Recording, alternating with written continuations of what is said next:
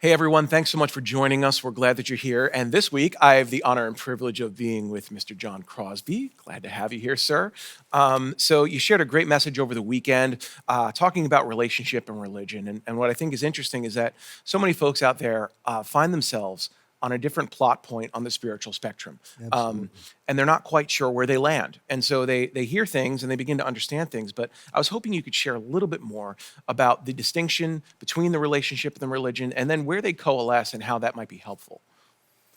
Sure, because I think there are a lot of misunderstandings, and I'm still working through it myself. Yeah. But my best shot for right now, Matt, is that religion by itself is a great thing. It's not a bad thing. Religion is our human attempt to realize that there is some kind of invisible God out there, and religion is how do we move toward that God in what we believe and how we live. The challenge comes, I think, when the religious start to say, my way is the only way, or when they start to say, following the rules is more important than getting to that, is the only way to get to that God that we talk about. And that's what Jesus came and he poked at, and he poked at, and then he poked at it hard enough that they said, okay, let's kill him. Yeah, yeah, it's true. It's true. And it's so interesting when you say that because it's when I look at the life and ministry of Jesus, it would appear that the folks who were most passionately religious had the hardest time being convinced of who he was and what he came to do. And so, yeah, I can see the end of why that relationship matters there. So, for someone who's on that trajectory, what's a great start to begin to understand the relationship? What's a good first step? If you're coming out of the religious, how do you take that initial first step into the relationship? What's different? Well, as much as Menlo loves the life of the mind, I think that a real turning to Jesus, whether that's from religion or being suspicion of religion, a real ability to come begins with the recognition that religion is not designed to heal the broken heart. Mm. And I believe, like I said in the sermon, that there is a broken heart in every pew. And so I think we come to Jesus not out of our need to be right, but just out of our need to be loved and forgiven, our need to have a place. And while religion can offer maybe the first step in that direction, it's a dead end.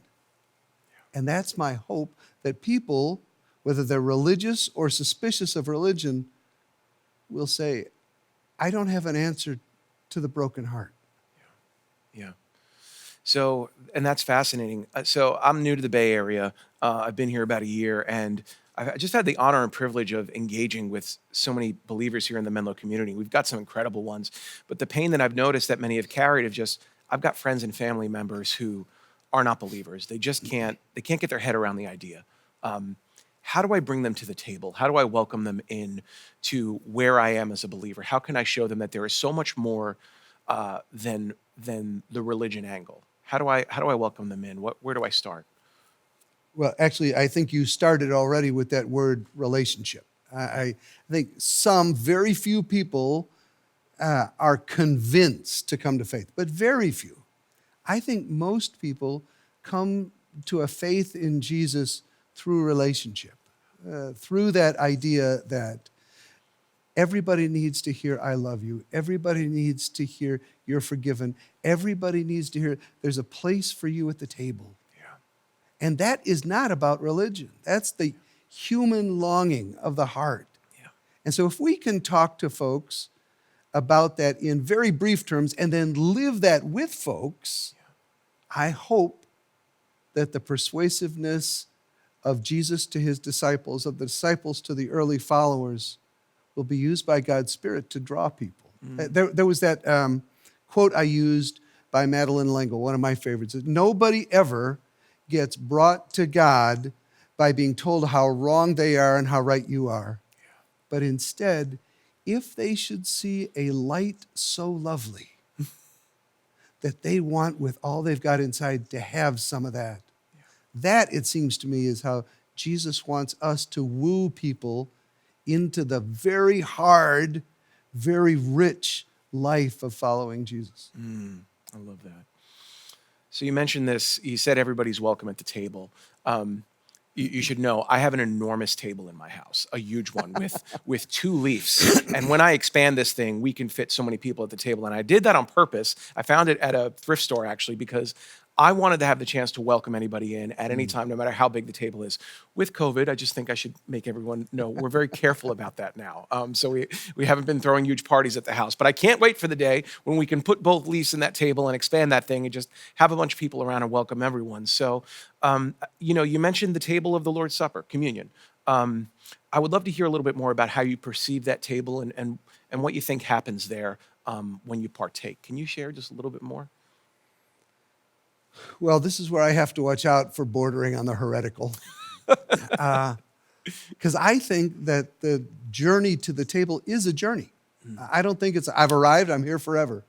I think it is that we sense that Jesus addresses the truth and fills the longing and has that grace, and we want to come to his table and we find other people on the same journey with us. That's the joy of it. The challenge of it is that the darn table seems to keep moving. I need to keep following Jesus. I need to keep meeting new people. And as I do that, as I talk about the I love you, you are forgiven, there's a place for you at the table, life, one of the tests for me is there anybody at this table who doesn't already love Jesus? Anybody who's just watching and going, I don't know what is going on, but there's something going on here.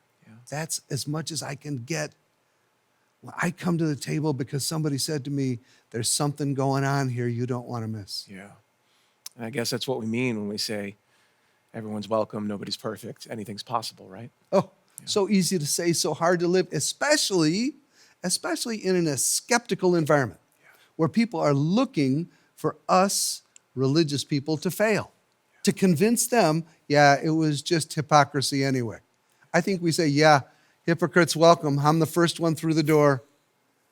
But look what happens if you followed the door and get to Jesus. Right. John, it's been a pleasure. A joy. Yes, thank you so much. And thanks so much for joining us. We look to see you again next time.